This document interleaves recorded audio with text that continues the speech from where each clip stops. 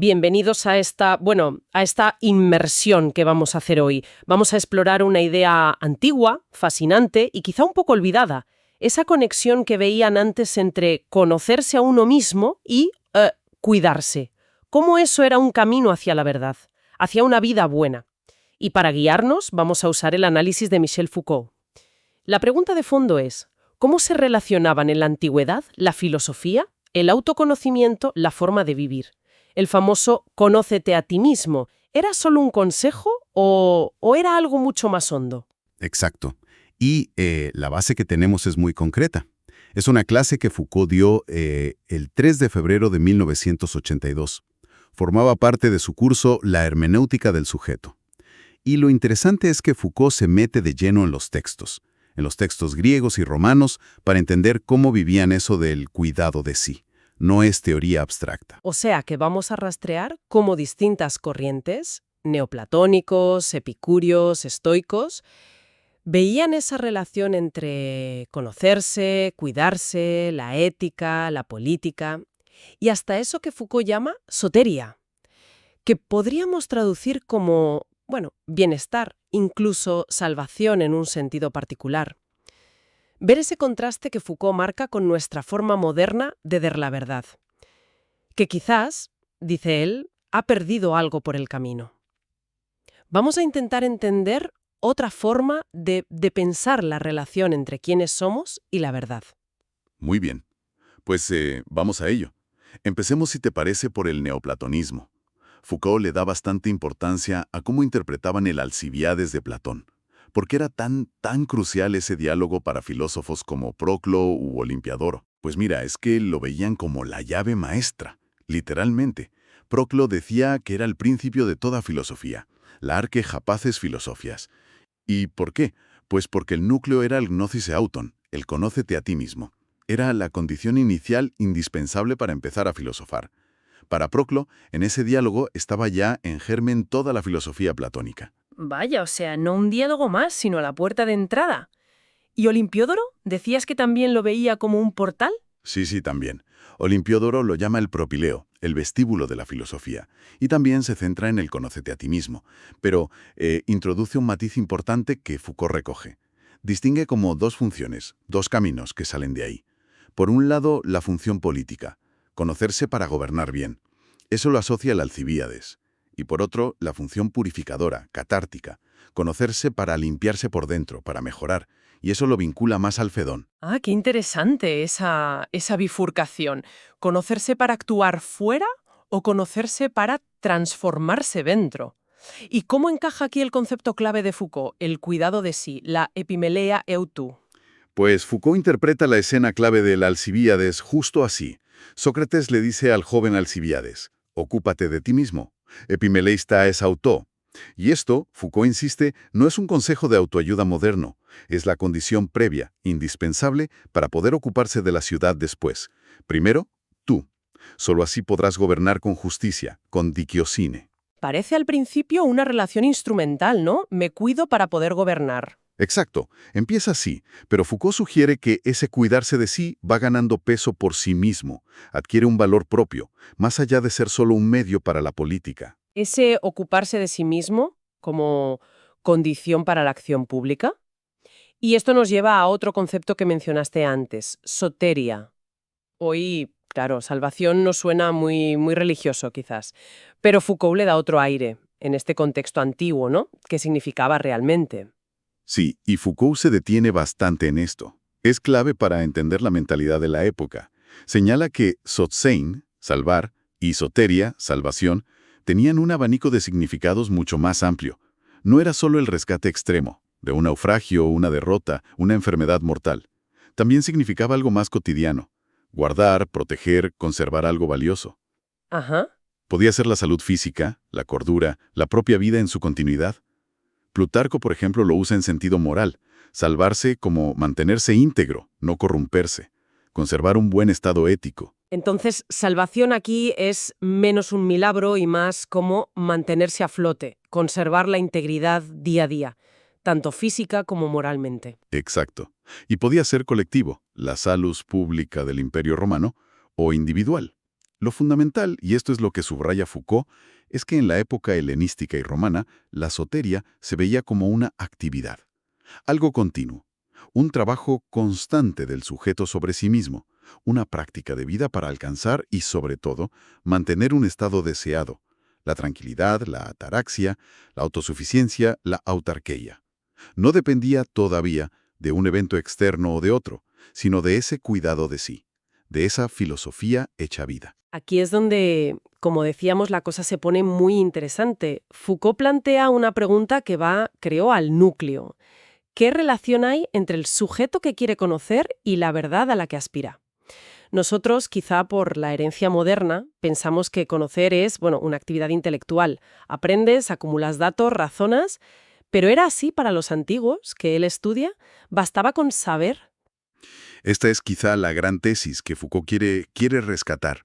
Él distingue dos grandes regímenes de verdad, dos maneras históricas muy distintas de entender cómo nos relacionamos con la verdad. Por un lado está el régimen antiguo, que él llama también espiritual. En este modelo, para acceder a la verdad, hace falta una transformación previa del sujeto. No basta con ser listo o estudiar, hay que convertirse en alguien capaz de recibir esa verdad. Ajá. Implica un trabajo sobre uno mismo, una asquesis. Y la verdad, cuando la alcanzas, no es solo información. Te ilumina, te transforma, produce un efecto salvífico, de beatitud. Piensa en Platón, en la homoiosis toteo, hacerse semejante a lo divino. La verdad es como el premio a esa transformación espiritual. Vaya contraste. O sea que saber la verdad te costaba algo personal, una transformación. ¿Y el otro régimen? El otro es el que Foucault asocia a la modernidad, a partir de Descartes más o menos. Aquí el acceso a la verdad se basa en la cognición, en la capacidad de conocer correctamente. La marca de la verdad es la evidencia, la claridad, la lógica. Para conocer la verdad científica, filosófica, el sujeto no necesita en principio una transformación ética radical. Necesita cumplir condiciones de conocimiento. Seguir un método, tener capacidad intelectual, estar atento. La verdad está ahí, objetiva, y un sujeto que sepa mirar la descubre, sin importar si es bueno o malo, transformado o no. Entendido. Entonces, volviendo a la perspectiva antigua que Foucault reconstruye, el cuidado de sí, la epimeleia eutou, no era un añadido, ni introspección psicológica, como la entendemos hoy, ni mucho menos narcisismo.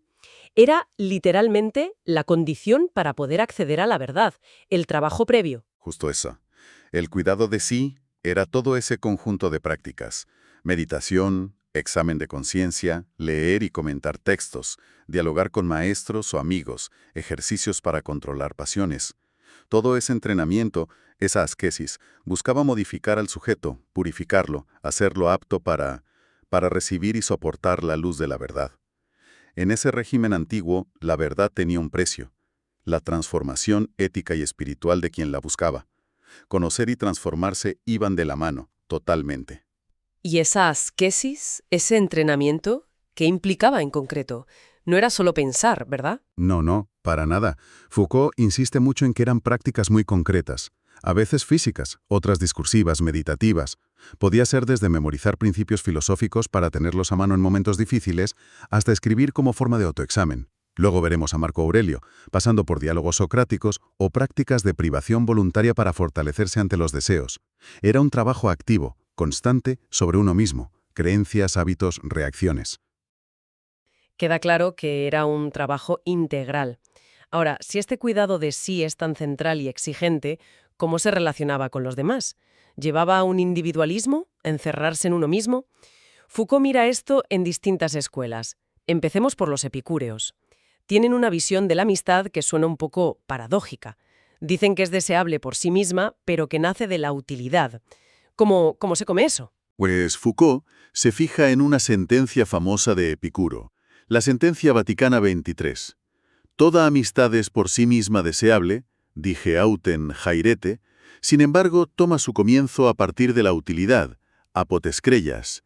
La clave que Foucault resalta es distinguir el origen, la arque, del valor que adquiere después. La utilidad, la ayuda mutua, la seguridad de tener amigos, el apoyo práctico, es el punto de partida. La razón inicial es una motivación, digamos, pragmática. Es curioso eso, que algo empiece por necesidad y se convierta en algo valioso por sí mismo. Exacto. Porque a la vez establecida, Epicuro dice que la amistad ya tiene un valor propio, se disfruta por sí misma, más allá de esa utilidad original.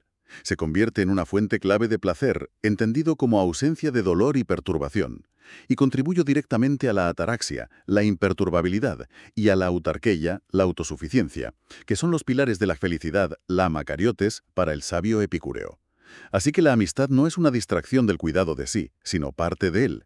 Ayuda a crear y mantener ese jardín interior de serenidad. Da un entorno social seguro y placentero. La utilidad inicial, digamos, florece en algo que refuerza el bienestar personal. Entiendo esa transición de la necesidad al afecto valioso.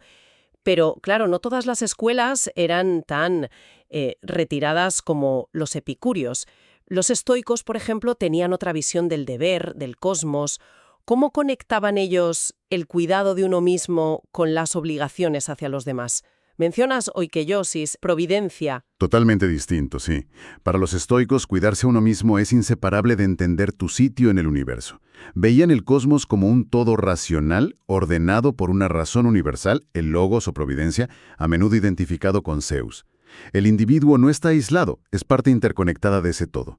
La oikeiosis es justo ese proceso de darse cuenta de esa conexión fundamental, primero con tu cuerpo, luego familia, con ciudadanos, la humanidad, el cosmos entero, como círculos concéntricos de pertenencia. ¿Y esa conciencia de pertenencia qué implicaba para el cuidado de sí? Pues implica que cuidarse, para un estoico, es comprender ese orden racional y actuar en armonía con él.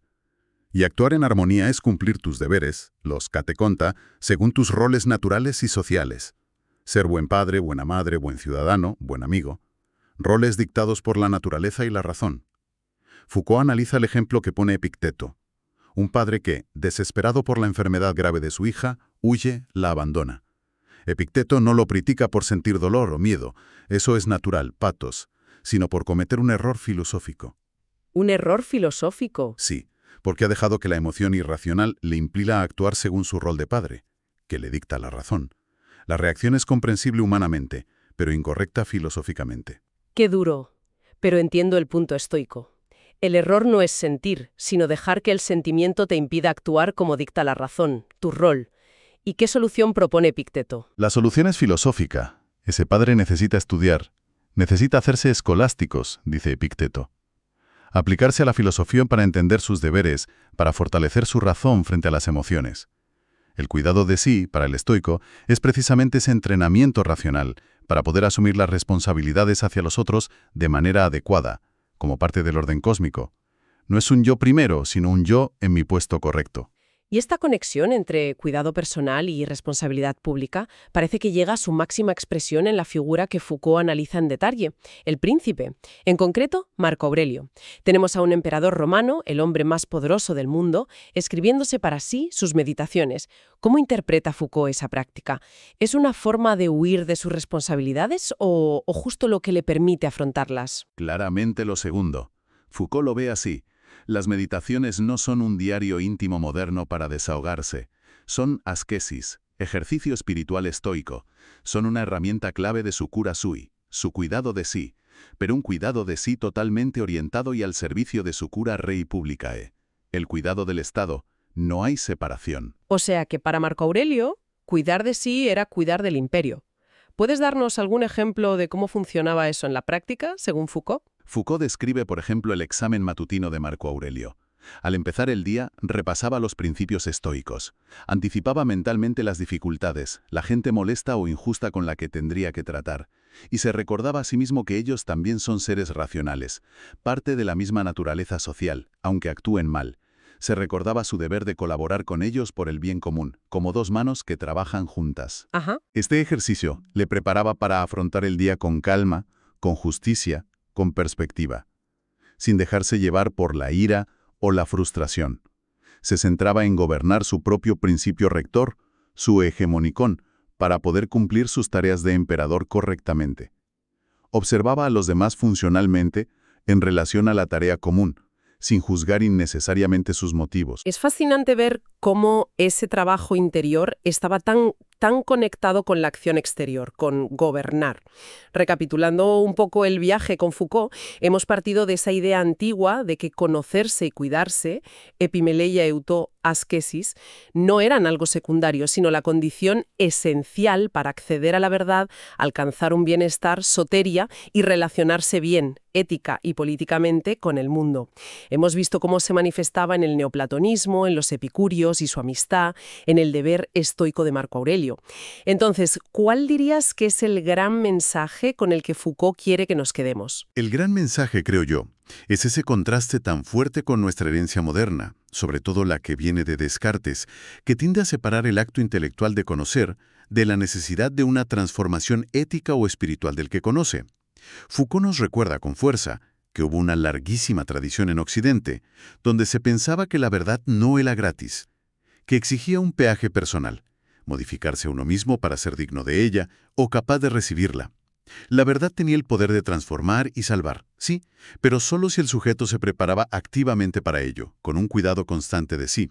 Las distintas escuelas ofrecieron caminos y técnicas diferentes para ese trabajo, pero compartían esa premisa fundamental. Y eso es lo que Foucault quiere rescatar del olvido. Y esto nos deja con una reflexión final. Si para una parte tan importante de nuestra tradición filosófica el acceso a la verdad auténtica y a una vida plena estaba tan ligado a una transformación personal profunda, a ese trabajo sobre uno mismo, ¿qué nos dice hoy, en nuestra época que está tan saturada de información, pero quizás un poco huérfana de sabiduría transformadora, esa vieja idea de que simplemente conocer podría no ser suficiente si no va acompañado de un convertirse?